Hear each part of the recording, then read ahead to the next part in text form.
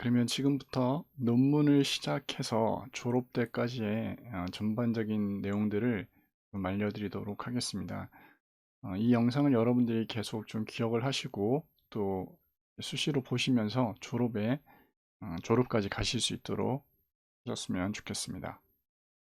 일단 여러분들이 지금 상황은 전공종합시험 그리고 이제 외국어 시험 이런 것들 다 패스를 한 상황에서 논문을 쓰고 있고 논문 심사가 어느 정도 이제 결정이 되어져 가고 있는 상황이라고 하는 것을 전제로 해서 말씀을 좀 드리도록 하겠습니다. 가장 먼저 하실 일은 지도교수 배정을 신청을 하시는 것입니다. 이것은 대개 입학 후에 3학기 이내에 신청하는 것을 원칙으로 합니다. 그러니까 여러분들이 입학을 하신 이후에 1학기, 2학기, 3학기 이렇게 3학기 이내에 가능하신 신청을 하시는 게 좋고요. 만약에 중간에 하지 못하셨다고 한다면 그 논문 계획서를 입력하기 이전까지는 배정 신청을 일단 완료를 하셔야지만이 논문 계획서를 입력을 하실 수가 있습니다. 그래서 어쨌든 지도교수 배정 신청을 가장 먼저 해 주셔야 된다라는 거 말씀을 드리고요. 두 번째는 논문 계획서 입력입니다. 이것도 역시 마찬가지로 다 온라인으로 여러분들이 하셔야지 됩니다.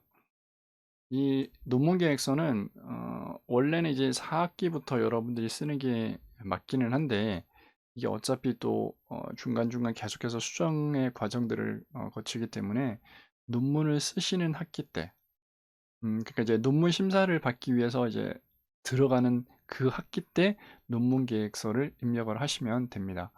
근데 이 논문 계획서는 여러분들이 논문 심사를 받고자 하는 그 학기 때 시작하고 대개 한 달 정도, 좀 긴 경우에 두 달 이내에 논문 계획서를 반드시 입력을 하셔야지 됩니다.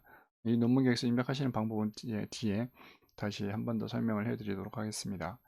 그리고 이제 세 번째 단계가 논문 심사 일정을 확정을 하시는 겁니다. 그래서 8월 졸업생들은 5월 말까지, 그리고 6월 졸업생들은 11월 말까지 어느 정도 논문 심사에 대한 일정들을 확정을 하셔야 되는데, 이 부분은 여러분들의 지도 교수님과 논문 심사 일정을 결정을 하시면 됩니다. 그래서 지도 교수님께서 이번 학기에 논문 심사를 받자라고 최종적으로 말씀을 하시면 그 사실을 저희한테 알려주시면 되십니다.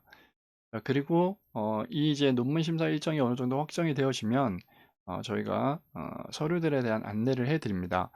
원래 서류들 여러분들 이제 졸업하는 학기에 하셔야지 될 서류들이 굉장히 많이 있고 이것이 크게 사실 4단계로 나눠져 있는데 나머지 부분들은 저희가 다 알아서 해드립니다. 알아서 다 해드리고 단지 여기 보시면 요 논문 계획서 입력만 기한 내에 여러분들이 꼭 해주시면 나머지 서류들, 그러니까 온라인에 올려져 있는 것들 나중에 다시 한 번 더 설명해 드리겠지만 그 부분에 대해서는 여러분들 신경 안 쓰시고 일단은 논문을 쓰시는 거에만 집중을 하시면 됩니다. 그래서 그것이 논문 심사가 일단 결정이 되고 나면 저희가 이제 제출해야지 돼. 졸업 때까지 제출해야 될 그런 서류들에 대해서 안내를 해드리는데 요게 되게 심사 일정이 확정이 되고 나면 일주일 이내에 보통 저희가 안내를 해드리게 되어져 있습니다. 그렇게 그리고 나서 그런 서류들에 대해서 일단 안내를 받으신 이후에 논문 심사본이 이제 그러니까 스프링 제본을 보통 하게 됩니다. 스프링 제본을 하시게 되면 심사위원들에게 학생 여러분들이 직접 발송을 하셔야지 됩니다. 대개 내부 심사위원, 그러니까 저희 학교 교수님들로만 이루어져 있거나 혹은 외부 심사위원이 있다더라도 어쨌든 저희 내부 심사위원들 같은 경우에는 저희 사무실에다가 제출을 해 주셔도 상관은 없습니다. 그러나 외부 심사위원 같은 경우는 여러분들이 직접 발송을 해 주셔야지 되는데 이 논문 심사본은 언제까지 발송을 하셔야 되냐면 논문 심사를 받는 적어도 일주일 전까지는 심사위원들이 받으실 수 있도록 여러분들이 발송을 하셔야 됩니다. 그러니까 가능한 한 열흘 정도 전까지는 발송을 하든지 그리고 이제 내부 심사위원들 같은 경우는 저희 사무실에 제출하든지 해 주시는 것을 가능한 한 이제 부탁을 좀 드리겠습니다. 그렇게 되고 이제 이 사실은 이제 그거는 이제 심사 일주일 전까지 하시면 되시고요. 그 다음에 아까 이 4번에서 안내받았던 그런 각종 서류들에 대해서 여러분들이 작성을 해 주셔서 심사일 최소 3일 전까지는 저희들한테 이메일로 보내주셔야지 됩니다. 가능하면 일주일 전까지 보내주시는 게 좋습니다. 왜냐하면 그 중간에 또 만약에 외부 심사위원이 있게 되면 저희가 외부 심사위원들에게도 요청해야지 될 부분들이 있기 때문에 가능한 한 일주일 그리고 최소 3일 전까지는 이메일로 저희 사무실로 제출을 해 주셔야지 됩니다. 그리고 나서 이제 실제로 논문 심사를 받으시게 됩니다. 그리고 이 논문 심사를 받기 위한 논문 심사비는 반드시 심사일 일주일 전까지는 입금을 해 주셔야지 됩니다. 네, 이 입금 계좌에 대해서는 여러분들이 추후 저희들이 사무실로 문의를 해 주시면 저희가 안내를 해 드리도록 하겠습니다. 그래서 여러분들이 꼭 논문 심사비는 심사 받기 일주일 전까지는 입력을 해 주시기를 부탁을 드리겠습니다. 그래서 일단 논문 심사를 받고 나면 아마 지적 사항들이 많이 나오실 겁니다. 그래서 그 수정들을 다 하신 이후에 최종적으로 지도 교수님께 확인을 받으시면 됩니다. 저희한테 또 따로 특별히 연락을 하실 일은 거의 없습니다. 어쨌든 지도 교수님과 최종적으로 수정을 다 마치시면 됩니다. 그래서 최종 편집된 그 파일을 저희 학교에 디콜렉션이라고 하는 논문 업로드 사이트가 있습니다. 그래서 그 디콜렉션을 업로드를 하셔야 되는데 대개는 7월 중순이나 1월 중순, 8월 졸업생들은 7월 중순, 2월 졸업생들은 1월 중순까지 업로드를 하셔야 됩니다. 이 날짜는 조금씩 변동사항이 있기 때문에 대개는 7월 둘째 주, 1월 둘째 주 정도가 보통 됩니다. 그러니까 그 기간 안에 여러분들이 파일을 업로드를 하셔야지 되고요. 이 업로드된 파일을 가지고 제본을 하셔야지 됩니다. 그래서 이 제본된 논문과 이 파일, 그 디콜렉션에 올려져 있는 파일이 만약에 다르게 되면 안 됩니다. 그래서 승인을 받을 수가 없기 때문에 꼭 제본된 논문, 이 논문에 쓰여지는 그 파일은 디콜렉션에 업로드된 최종 파일이어야 된다라는 거고요. 그래서 제본된 내부, 논문 내부, 그리고 CD, CD는 뭐냐면 여러분들의 논문이 담겨져 있는 CD입니다. 요즘은 되게 CD가 잘 없긴 한데 여러분들이 되게 이제 이 제본하는 논문들을 만드실 때 그곳에다가 좀 요청을 하시면 보통은 만들어 주십니다. 그렇게 하시고 그리고 이제 뒤에 몇 가지 서류들이 있는데 그 서류들을 한꺼번에 다 내어 주시면 됩니다. 요것도 되게 요 그 디콜렉션에 업로드한 이후에 일주일 정도.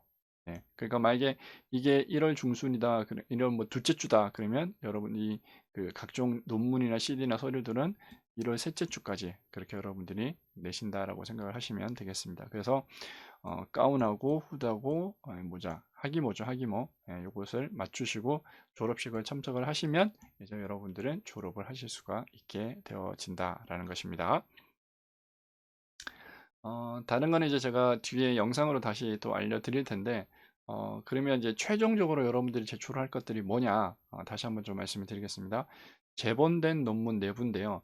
원래 학교 제출용 3권이 있고, 그리고 저희 원장실 보관용 한 부가 있습니다. 그래서 총 4부를 내시는 거고요. 그리고 논문 최종 파일이 담겨져 있는 CD, 아까 말씀드렸죠. CD가 없으실 경우에는 대개 여러분들이 논문을 제본하시는 곳에 부탁을 하면 해주시니까 그렇게 해서 제출을 하시면 됩니다.